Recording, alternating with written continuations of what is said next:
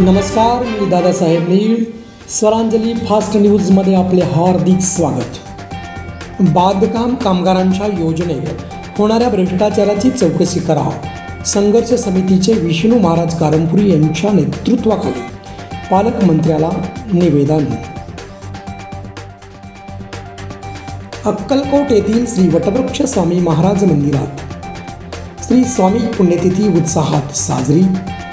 श्री स्वामी समर्थांचे हजारो भाविकांनी घेतले दर्शन. 7वीत शिकणाऱ्या 12 वर्षाच्या मुलीचे राहत्या घरी गळफास लावून केली आत्महत्या. सिव्हिल पोलीस चौकीत झाली या घटनेची नोंद. पहलगाम दहशतवादी हल्ल्याच्या समर्थनाचे स्टेटस ठेवल्याप्रकरणी करमाळा पोलीस ॲक्शन मोडवर.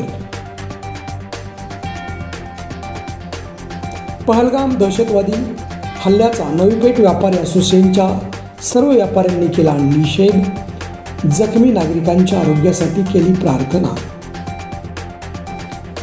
सोलापूर जिल्ह्यासह राज्यातील श्री नागनाथ भक्तांचे जागृत देवस्थान म्हणून ओळख असलेल्या मोहोळ येथील नागनाथ महाराजांची यात्रा उद्यापासून होणार सुरू.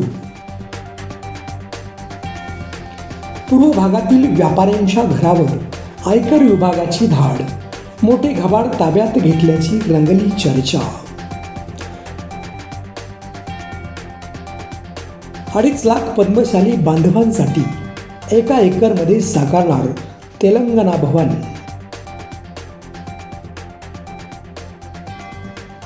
सोलापूर जिल्ह्यात 25च्या आसपास पाकिस्तानी नागरिक. पालकमंत्री जयकुमार गोरे यांची धक्कादायक माहिती.